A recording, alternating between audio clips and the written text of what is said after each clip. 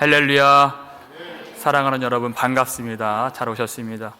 오늘 하나님 앞에서 예배를 드릴 때 우리가 피곤치 아니하도록, 곤비치 아니하도록, 눈이 흐려지지 아니하도록 하나님이 새 힘을 주셔서 독수리같이 하늘을 솟구칠 수 있는 그런 은혜가 있기를 주의 이름으로 축원합니다.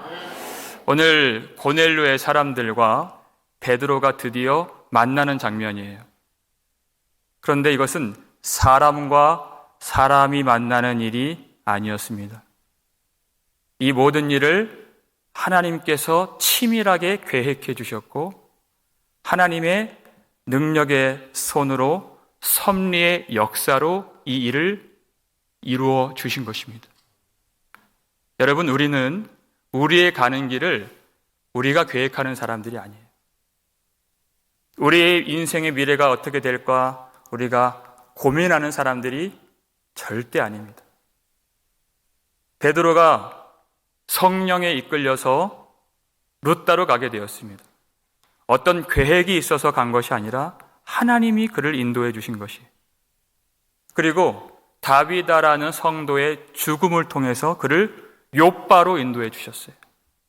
그의 계획으로 간 것이 아닙니다. 그가 내 인생이 어떻게 될까 고민하지 않고 그저 무두장이 시몬의 집 지붕 위로 올라가서 하나님의 은혜를 구했습니다. 여러분, 우리 가정이 앞으로 어떻게 될까? 내 인생이 어떻게 펼쳐질까? 내 노후는 어떻게 될까?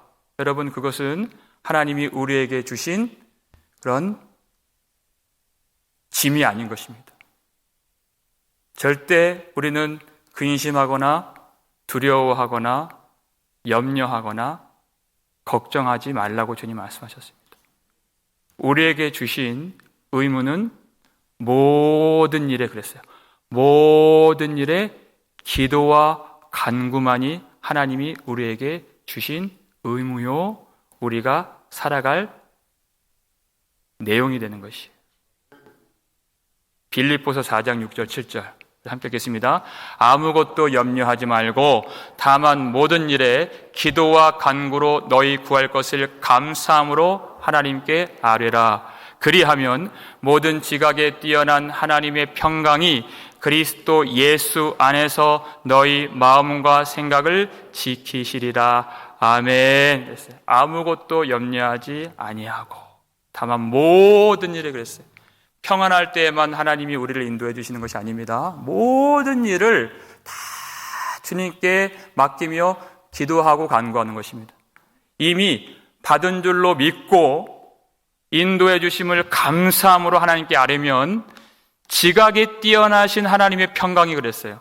우리가 계획하고 우리가 생각하고 우리가 쥐어짜는 인생이 아니에요.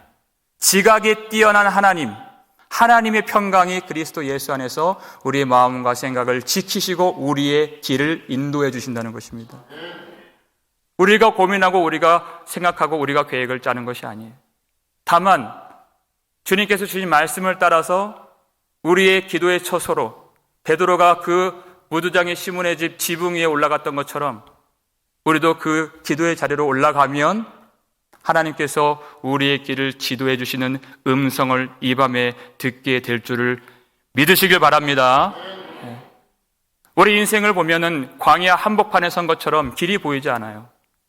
과연 내 인생이 어디로 갈 것인가?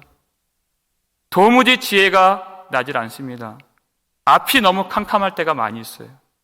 그런데 믿음의 눈을 열면 우리의 길에 하나님이 함께 하심을 우리가 볼 수 있는 것이에요.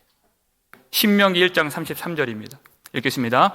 그는 너희보다 먼저 그 길을 가시며 장막 칠 곳을 찾으시고 밤에는 불로 낮에는 구름으로 너희가 갈 길을 지시하신 자이시니라. 아멘. 하나님은 우리보다 먼저 우리가 갈 길을 앞서 가신 분이십니다. 예수님은 우리가 가는 그 십자가의 길을 먼저 행하신 주님이십니다.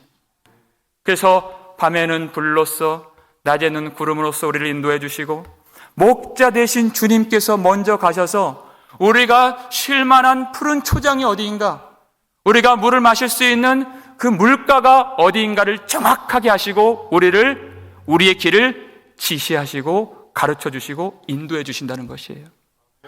모세가 그랬어요. 너희보다 먼저 가신 내 하나님 여호와께서 그랬어요. 먼저 가신 하나님. 애굽에서 너희를 위하여 내 목전에서 모든 일을 행하신 것 같이 너희를 위하여 싸워 주실 것이니라 그랬습니다. 너희가 걸어온 길에서 너희를 안으사 이제까지 너희를 인도해 주셨느니라. 오늘 이 밤에 주님이 안아주시고 주님이 우리의 길이 되어주시고 주님의 말씀이 우리의 등불이 되어주시는 은혜의 시간 되기를 주의 이름으로 축원합니다. 그 인도하심을 받았어요. 그래서 하나님께서 베드로에게 내려가라. 그리고 지금 집 앞에 있는 자들과 의심하지 말고 함께 가라. 그들은 내가 보낸 자들이니라. 내가 그들을 보내었느니라. 이렇게 말씀해 주시고 이 말씀에 순종해서 베드로가 이제 그 밑으로 내려가는 것이 드디어 고넬료가 보낸 그 사람을 만나게 되었습니다. 오늘 본문 21절이죠. 읽겠습니다. 베드로가 내려가 그 사람들을 보고 이르되 내가 곧 너희가 찾는 사람인데 너희가 무슨 일로 왔느냐 그랬어요. 자기를 밝혀요. 내가 곧 너희가 찾는 사람인데 이 말을 이 고넬료가 보낸 두 종과 그 부하가 들었을 때 얼마나 감격스러웠겠습니까? 정말 이들은 이방인이었습니다. 자신의 주인이 경외하고 사랑하는 하나님께서 주신 말씀이 과연 살아계신 하나님의 말씀인 것을 확인하는 순간이었어요. 이것은 사람과 사람이 만나는 일이 아닙니다. 이 종들의 입장, 부하의 입장에서는 살아계신 하나님을 만나는 순간이었어요. 앞으로 평생 자신의 길들을 인도해 주실, 지켜주실 그 하나님을 확신하게 되는 그런 증거가 나타나게 된 순간이었습니다. 베드로도 마찬가지였어요. 내가 그들을 보내었느니라 하는 그 음성을 듣고 내려가 보니 그들이 어찌어찌해서 하나님의 그 환상을 본 고넬료를 통해서 보내진 것인가를 그가 보게 되었어요. 베드로 입장에서도 이 모든 일들을 하나님이 계획하셨고 하나님이 섭리해 주셨다는 사실을 마주하고 하나님을 경험한 순간이 아닐 수 없었다는 것입니다. 그 감격한 고넬료의 사람들이 뭐라고 자신들을 소개하면서 왜 왔는지 이야기해 주는 대목이 22절 말씀 함께 읽겠습니다. 그들이 대답하되 백부장 고넬료는 의인이요 하나님을 경외하는 사람이라 유대 온 족속이 칭찬하더니 그가 거룩한 천사의 지시를 받아 당신을 그 집으로 청하여 말을 들으려 하느니라 한데 아멘 그랬어요. 여러분 이들이 백부장 고넬료는 의인이요 하나님을 경외하는 사람이라. 여러분 이 사람들을 누가 베드로에게 보내주셨다고 성경이 말하고 있습니까? 내가 그들을 보내었느니라. 하나님이 친히 하나님께서 이들을 보내주셨다고 말씀해 주셨어요. 여러분 하나님이 그 사람을 보내주시면 그 사람이 하는 말은 누가 보내신 말입니까? 하나님이 보내주신 말씀인 것이에요. 그러면 고넬료는 의인이요 하나님을 경외하는 사람이라 이 말씀은 누가 주신 말씀일까요? 하나님이 주신 말씀이신 것이에요. 베드로가 그걸 알았어요. 환상을 보았을 때는 그 의미가 무엇인지 깨닫지 못했습니다. 캄캄했어요. 그런데 하나님이 보내주신 그 사람의 그 입을 통해서 증거되는 그 말을 들어보니 고넬료는 의인이요 하나님을 경외하는 사람이라. 고넬료는 로마 군대 백부장이었잖아요. 유대인들이 이방인들을 얼마나 더러운 짐승 취급했습니까? 그들은 하나님의 언약 밖에 있는 사람들이요 소망도 없고 하나님도 없고 멸망하는 짐승과 같은 그런 사람들로 그렇게 치부되었던 그런 더러운 이방인이었어요. 그런데 하나님이 주신 말씀에 고넬료는 의인이요 하나님을 경외하는 자라. 얼마나 그가 하나님을 추구하고 하나님 앞에 신실한 자였으면 하나님이 베드로 앞에서 그를 인정해 주시고 이 복음이 증거되는 자리마다 그의 경건함이 전파될 수 있도록 그렇게 고넬료를 하나님이 인정해 주셨을까? 그 큰 보자기 같은 그릇의 완상, 그 속에 담겨있는 각종 짐승, 기는 것과 그 하늘에 나는 것들을 잡아먹으라 했을 때는 그 뜻을 이해하지 못했어요. 3번이나 실갱이를 하면서 환상 중에 하나님께서 깨끗하다 하신 것을 속되다 하지 말라 주님 말씀하셨죠. 너희는 그것을 부정하다고 여기고 너희는 의심하고 너희는 그 사람을 판단하지만 하나님께서 이미 이 이방인 고넬료를 깨끗하게 해주셨다는 것입니다. 고넬료가 의인된 것은 베드로가 깨달은 것이에요. 그의 스스로의 의와 경건이 아니라 하나님이 그를 깨끗하게 해주신 의를 받았다는 것이에요. 그저 모양만 거룩하고 바리새인들이나 서기관들처럼 외식하는 그런 경건이 있는 것이 아니라 하나님이 인정하시는 그 겉모습과 그 경건의 안에 있는 내용까지도 하나님이 깨끗하게 해주신 고넬료인 것을 베드로가 깨달은 것이에요. 그러니까 이 고넬료가 누구에게 칭찬을 받았다고 했습니까? 유대 온 족속에게 칭찬을 받으니 같은 민족이 아니에요. 유다 사람에게 칭찬을 받은 고넬료다. 이렇게 하나님이 그들의 입술을 통해서 증언해 주신 것이에요. 여러분, 칭찬을 받다. 여러분, 여기 칭찬이라고 하는 단어가 나왔었죠. 칭찬이라는 이 말이 정확하게 말하면 증언하다라는 뜻입니다. 여기서는 증언하다. 내가 믿음이 있습니다. 내가 하나님을 사랑하고 내가 하나님을 경외합니다. 여러분, 그 말은 효력이 없는 것이에요. 유대인들이 고넬료를 보고 그의 의로움과 그의 경건함과 하나님을 경외함을 증언해 주었다는 것이에요. 이 사람 이방인이지만 참으로 하나님의 사람인 것을 이 유대인들이 개런티해 줬다는 것입니다. 여러분, 우리의 믿음을 우리가 백날 아무리 우리가 입으로 얘기해도 그것은 아무런 의미가 없을 수 있어요. 누가 먼저 인정해 줘야 됩니까? 내 아내가 먼저 인정을 해줘야 되는 거예요. 내 남편이 먼저 그 믿음을 인정해 주고 참으로 내 남편은 하나님의 사람이구나 그렇게 증언해 줘야 돼요. 여러분, 하나님을 믿는다고 하는 그 부인 때문에, 그 남편 때문에 그 배우자가 행복해야 되는 것입니다. 그리고 그 하나님의 사람, 그 부인 때문에, 남편 때문에 그 배우자가 기대를 할 수 있어야 되는 것이에요. 믿음이란 것은 어려운 것이 아니에요. 믿음 있다고 하는 그 부인과 남편 때문에 살맛이 나도록, 나 때문에 배우자가 살맛이 나도록.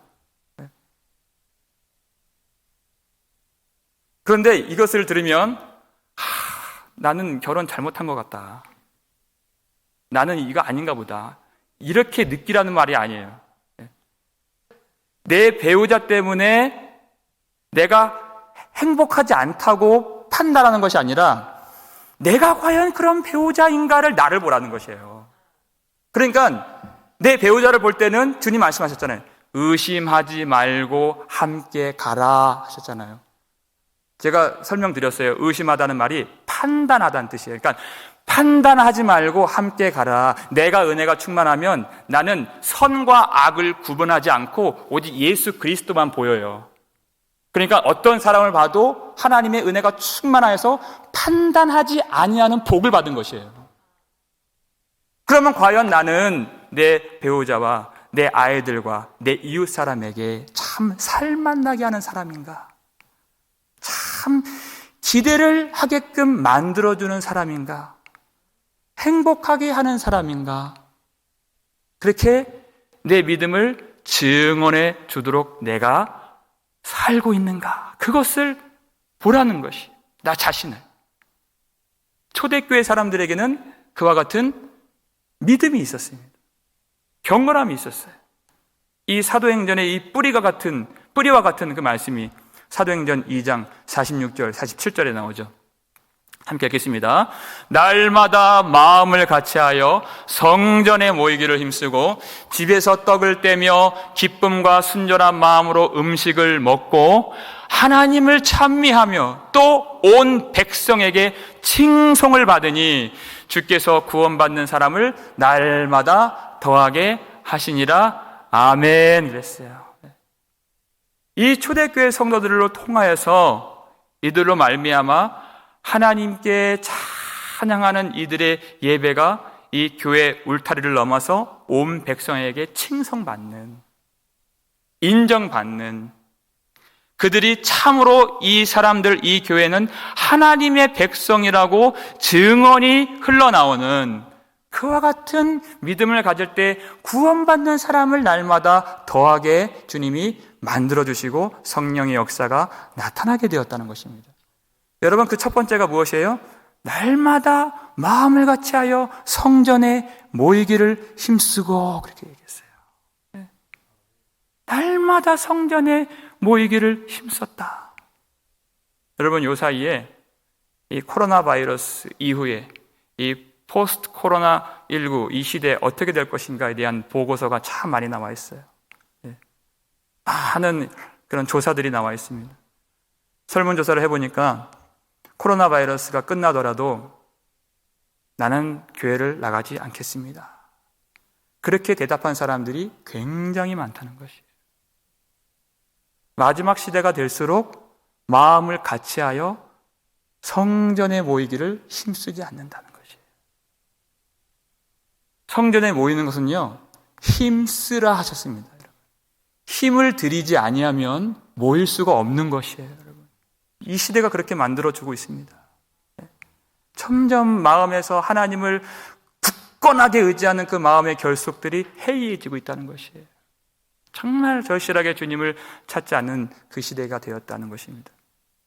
왜 우리가 집에서 떡을 떼며 순전한 마음으로 성도들과 함께 음식을 나눠야 됩니까? 하나님을 사랑하기 때문에 이 성도들을 영적 가족으로 받아들인 것이에요. 예수 그리스도의 보혈로 말미암아 유대인이나 헬라인이나 종이나 자유자나 남자나 여자나 다 한 성령을 마셨고 한 몸에서 우리가 하나님의 자녀로서 구원을 받았다는 믿음의 고백이 있기 때문에 하늘의 가족으로서 우리가 함께 식탁의 교제를 나누는 것이에요. 얼마나 기쁨의 이 교제인 것입니까? 우리가 이번 주 수요일 날 뜻하지 않게 새벽 예배 마치고 나서 잔치국수 먹었잖아요. 얼마나 그것이 천국 잔치국수 같은 맛있는 그런 식탁의 교제, 기쁨의 순간이었습니까? 제가 2그릇 먹었어요. 꽉꽉 채워주신 거. 얼마나 맛있는 거예요. 새벽부터. 그렇게 우리가 힘을 받아서 이 세상에 나아가서 성전 안에서 드리는 예배가 있고 성전 밖에서 드리는 예배가 있다는 것이에요. 그것을 경건이라고 말하는 것입니다. 하나님을 경외함이죠. 야고보서 1장 27절이 그것을 가르쳐주고 있어요. 읽겠습니다. 하나님 아버지 앞에서 정결하고 더러움이 없는 경건은 곧 고아와 과부를 그 환난 중에 돌보고 또 자기를 지켜 세속에 물들지 아니하는 그것이니라. 아멘. 우리가 뜨겁게 찬송하고 기도하고 예배드리고 성전 안에서 예배 좋다는 것이에요. 그런데 그 밖에서의 참된 예배를 드리고 있느냐? 주님이 그것을 보신다는 것입니다. 정결하고 더러움이 없는 경건은 고아와 과부를 언제 돌봅니까? 환난 중에 돌보고. 하나님이 환난을 우리에게 왜 주셨는가? 그것은 우리를 괴롭히려고 주신 것이 아니에요. 참된 경건이 우리 속에서 나타나고 그 빛을 발할 수 있도록 우리에게 주신 환난이라는 것입니다. 그 중에서 참으로 하나님을 경외하는 사람들이 그 땅에 거주함으로써 고아와 과부가 풍성한 하나님의 은혜를 더불어서 누릴 수 있도록 그렇게 하는 자에게 주님이 약속해 주셨잖아요. 내 손으로 하는 모든 일에 하나님이 복을 주시리라. 그것을 경험하라는 것이에요. 이 환난 중에서. 세상은 그렇게 환난 가운데 신음하고 고통하고 있지만 하나님의 땅의 백성들과 그리고 그 땅의 고아와 과부들이 얼마나 하나님이 그 손으로 도우시고 풍성하게 하시는 복을 누리게 되는가. 하나님 말씀하셨어요. 그렇게 하는 자들에게 내가 하늘을 열어서 너희에게 복을 쌓을 자리가 없도록 붙지 아니하나 보라 그랬어요. 복을 쌓을 곳이 없도록 내가 부어주지 않는가 한번 보라 하실 정도로 하나님이 가슴을 치면서 그렇게 말씀으로 경건하게 살기를 주님이 그렇게 촉구해 주셨다는 것이에요. 이 환난 속에서 얼마나 하나님의 영광과 하나님의 사랑으로 풍성하게 될 것인가. 이 고통의 땅에서, 이 광야 같은 이 죽음의 땅에서 하나님께서 베푸시는 그 놀라운 천국의 식탁의 교제를 누리면서 하나님의 영광과 은혜를 함께 더불어 누릴 수 있는 그 생명의 은혜를 경험해 보라 하는 것입니다. 누구에게 칭찬받았다 그랬어요? 보니까 유대 온 족속이 칭찬하더니 유대인들은 이방인들을 짐승같이 여기는 사람들이었어요. 여간에서는 인정하지 않는다는 것이에요. 민족이 다르고 혈통이 다르고 문화가 다르고 사회가 다르고 모든 것들이 다 달라요. 거기다가 이 고넬료는 로마의 군대 백부장이었습니다.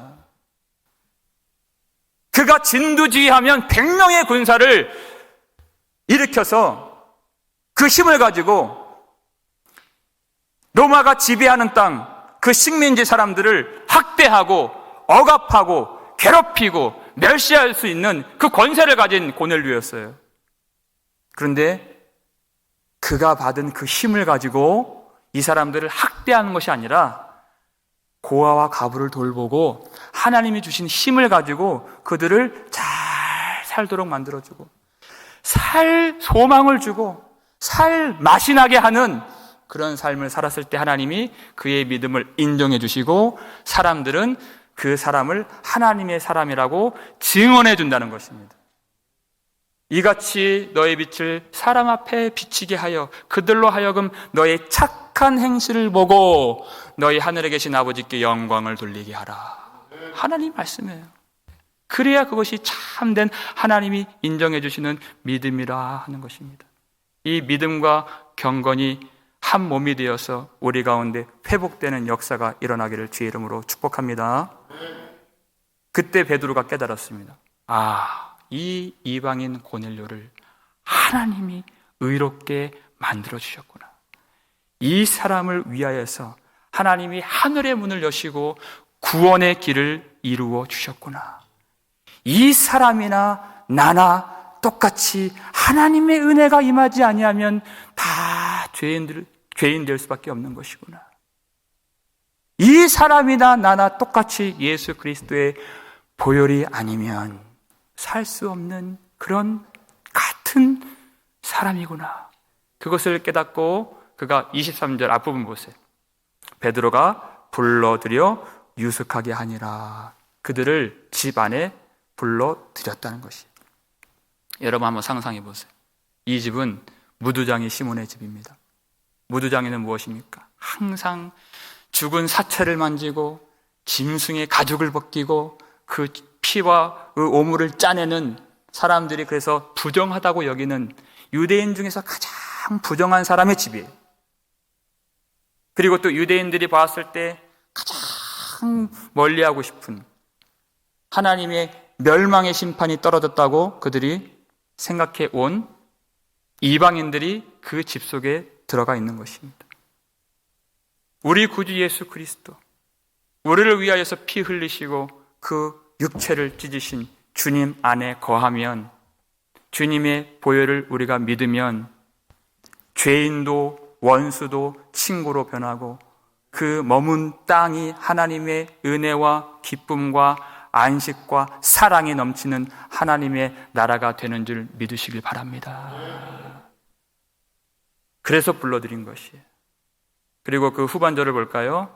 있습니다. 이튿날 일어나 그들과 함께 갈새 욥바에서 온 어떤 형제들도 함께 가니라. 여러분, 욥바에서 가이사랴까지 약 50km에서 한 60km 정도 그렇게 그 거리가 됩니다. 지금도 있는 도시들이기 때문에 알 수 있어요. 그 먼 길을 걸어가면서 하루를 꼬박 걸어가야 되는 거예요. 하루 종일. 지금 이 이방인들과 베드로와 그리고 욥바에서 온 형제들이 함께 한 10명 정도가 지금 그 길을 내려가면서 여러분, 그들이 무슨 대화를 나누고 무슨 생각을 했을까요? 베드로는 분명히 하나님의 말씀을 정말 잘 알고 있었던 사람이었기 때문에 그 말씀을 떠올렸을 것이에요. 아브라함과 이삭과 야곱에게 주신 말씀, 내가 너와 내 자손으로 말미암아 모든 민족에게 복을 내려 주리라 하시는 하나님의 말씀인 것이에요. 그리고 우리 구주 예수님의 말씀, 마지막 말씀이에요. 너희는 가서 그랬잖아요. 모든 족속으로 제자를 삼아. 주님 말씀을 기억나는 것이에요. 아버지와 아들과 성령의 이름으로 세례를 베풀고 내가 너희에게 분부한 모든 것을 가르쳐 지키게 하라. 볼지어다 내가 세상 끝날까지 너희와 항상 함께 있으리라. 아멘. 눈에 보이지 않지만 이 말씀을 기억해낸 베드로가 이 이방인들과 그리고 유대인들과 그 사이에서 걸어갈 때 너희와 항상 함께 있으리라 하신 주님과 함께 가이사랴로 그가 들어가게 되었다는 것입니다. 그래서 함께 두 번 그 단어가 나오는 것이에요. 그들이 구별 없이 나뉘어짐 없이 판단 없이 하나가 되었어. 예수 그리스도 안에서 한 몸 된 교회로서 욥바로부터 가이사랴까지 성령의 운행하심 가운데 그들이 들어가고 있는 것입니다. 교회가 가는 것이에요. 거기서 누구를 만납니까, 여러분? 오늘 본문 24절 말씀 함께 읽겠습니다. 이튿날 가이사랴에 들어가니 고넬료가 그의 친척과 가까운 친구들을 모아 기다리더니 그랬어요. 하나님께서 말씀하신 그는 의인이요 하나님을 경외하는 사람이라 하셨던 고넬료가 거기서 뭐하고 있었습니까? 기다리고 있었다는 것입니다. 여러분, 기다림은 누구에게 있습니까? 하나님의 말씀을 믿는 자들이 기다릴 수 있는 것이에요. 믿음이 있어야 기다림이 있는 것입니다. 무엇을 믿었습니까? 자기가 수족처럼 부리는 충성스러운 그런 부하를 믿은 것이 아니에요. 종들을 믿은 것이 아니에요. 그 이름도 유명한 베드로 사도를 믿은 것이 아니에요. 자신의 기도와 구제를 기억하신 바 되었다고 말씀하신 하나님, 베드로를 청하라고 말씀하신 그 하나님을 믿고 기다린 것입니다. 그러니까 베드로가 오지 않을 가능성을 생각하지 않은 것이에요. 그가 믿고 기다린 것입니다. 그런데 정말 베드로가 온 것이에요. 사람이 계획한 일은, 사람이 생각한 일은 어느 구간에서 어느 지점에서 실패할 수가 있어요. 그런데 하나님이 우리에게 주신 말씀의 모든 일들은 하나님의 능력으로 성취되는 줄 믿으시길 바랍니다. 고넬료에겐 이 믿음이 있었어요. 그러니까 기다릴 수 있는 것입니다. 여러분, 이 시대에 우리를 포함해서 가장 큰 위기가 무엇입니까? 하나님의 말씀을 믿지 못하는 것이에요. 이 시대의 교회가 갖고 있는 위기가 바로 그것이에요. 하나님이 말씀하신 그것을 참으로 믿지 못해요. 믿지 못하니까 기다리지 못해요. 기대하지 못해요. 소망하지 못해요. 믿지 못하니까 준비하지 않아요. 누가 준비할 수 있습니까? 믿는 사람이 준비할 수 있는 것이에요. 주님께서 주신 가장 가장 위대한 말씀, 그 위대한 약속이 무엇입니까? 예수님이 속히 오신다는 말씀인 것이에요. 그것을 믿으면, 그 믿음이 있다면 우리는 주님의 오심을 기대하게 되어 있습니다. 그리고 기다리게 되어 있어요. 그리고 준비하게 되어 있는 것이에요. 그것이 거룩한 하나님을 경외하는 사람의 모습인 것입니다. 누구처럼 기다립니까? 슬기로운 다섯 처녀처럼.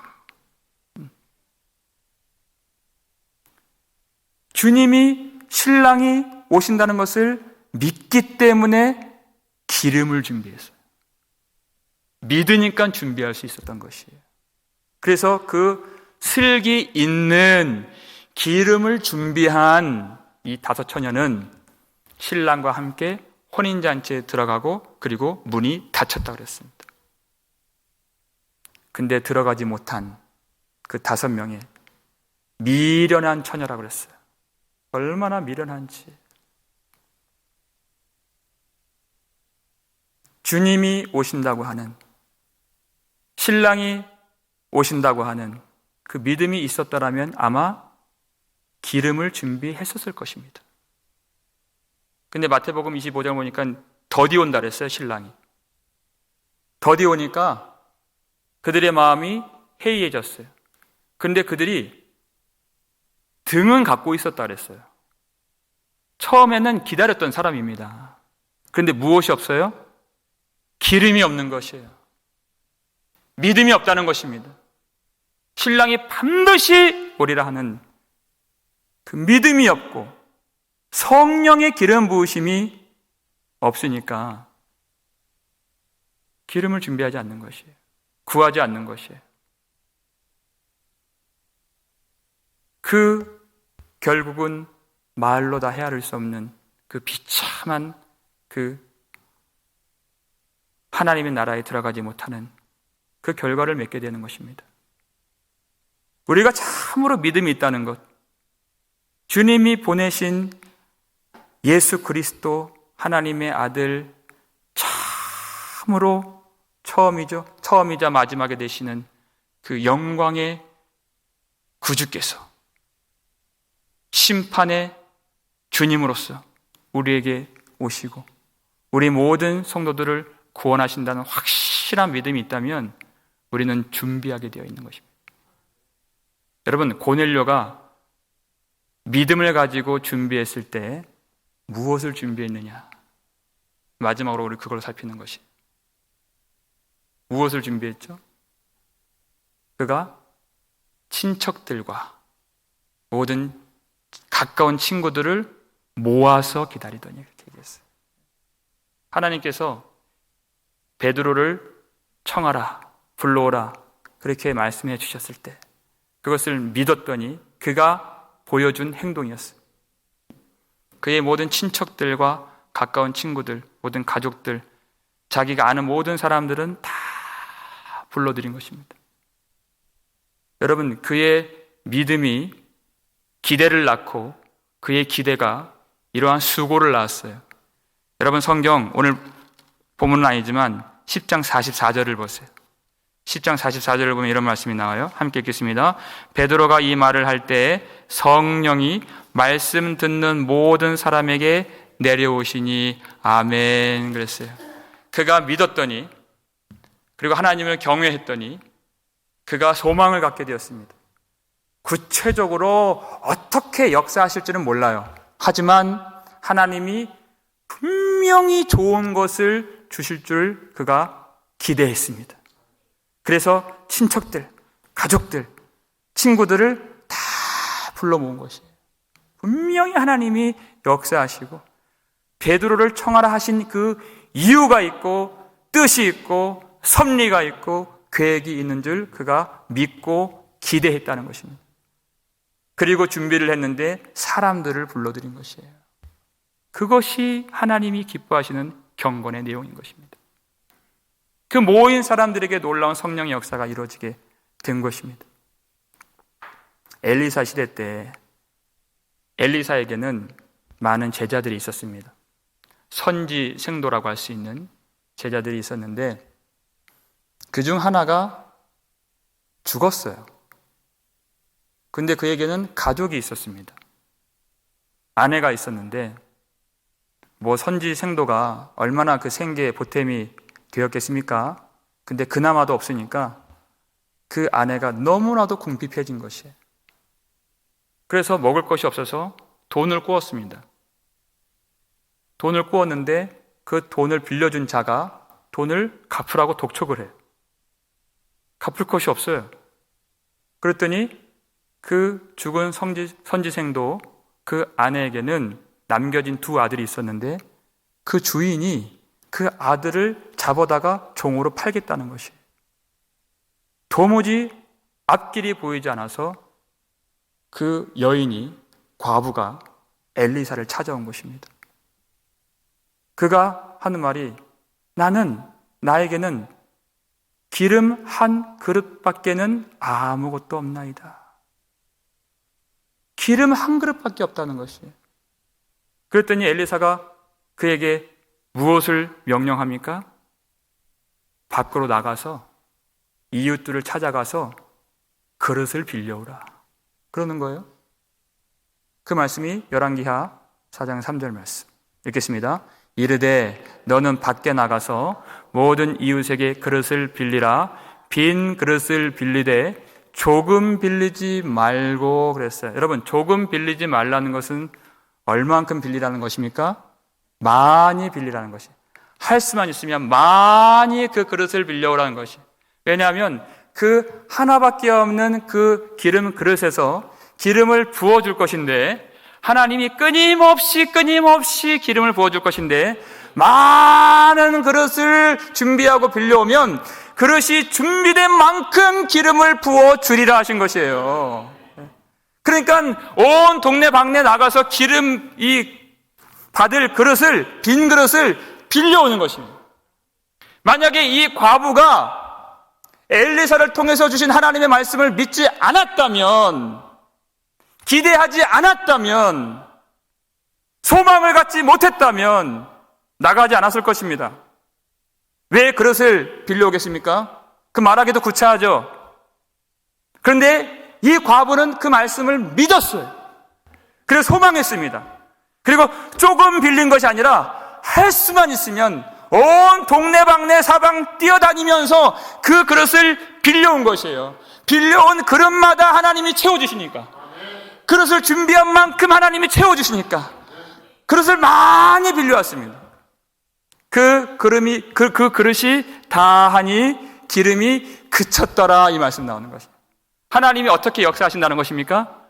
그 믿음의 분량대로 역사하신다는 것이에요.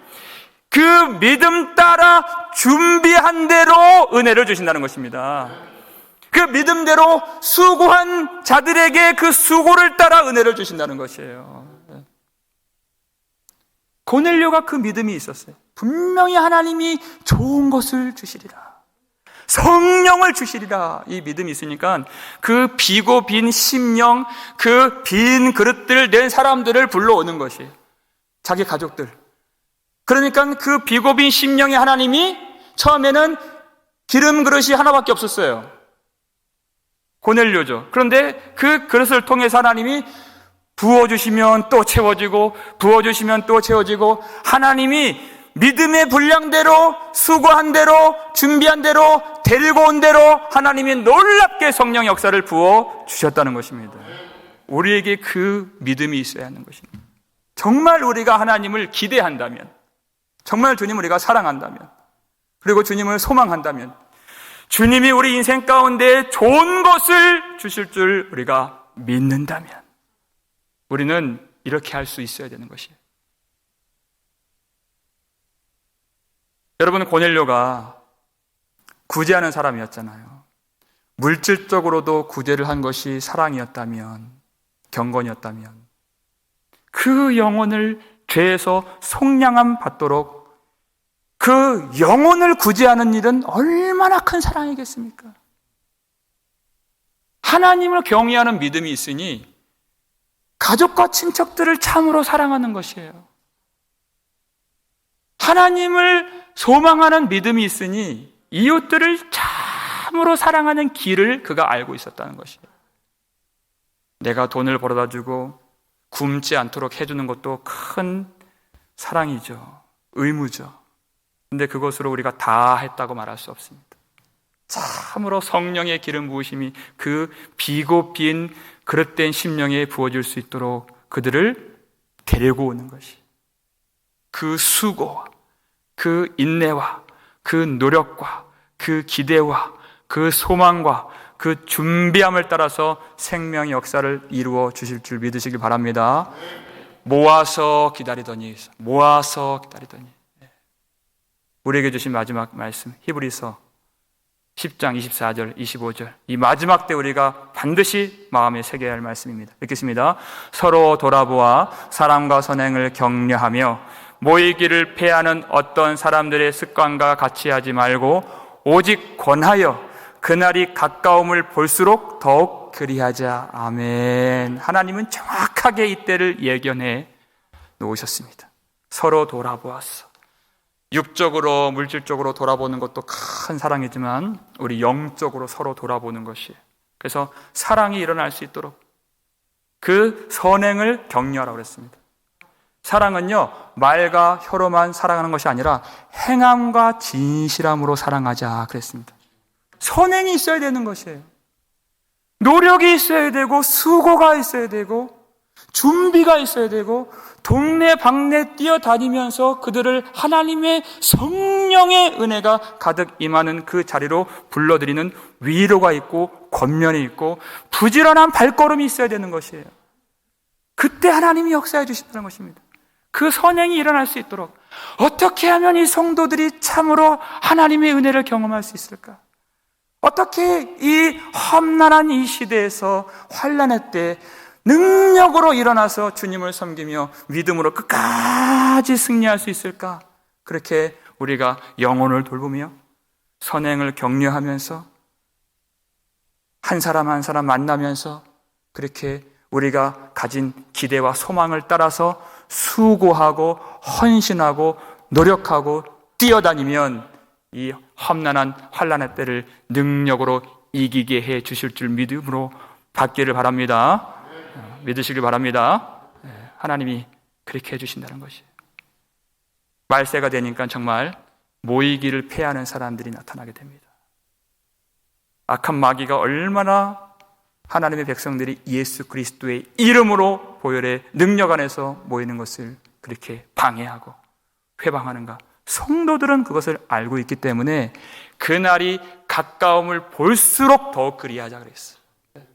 이 시대를 분별하고 영적으로 깨어 있어서 하나님의 백성들이 침륜에 빠지지 않도록 뒷걸음질 치지 않도록 그날이 가까움을 볼수록 더욱더 사랑하고 더욱더 위로하고 더욱더 수고하고 더욱더 선행을 일으켜서 하나님의 백성들이 능력 있게 주님을 바라볼 수 있도록 그렇게 우리가 준비하고 주님의 은혜를 기대할 때 우리 교회 안에서 사탄의 모든 견고한 진들이 무너지게 될 줄을 믿으시길 바랍니다. 모인 자리마다 하나님 성령으로 역사해 주셔서 하나님을 바라보도록 하나님이 은혜를 부어주시고 새 힘을 주시고 지혜를 주시고 마지막 날까지 우리를 성령에 인쳐 주셔서 우리를 보호해 주시는 그 은혜를 경험할 수 있는 저와 여러분 되시기를 주의 이름으로 축원합니다.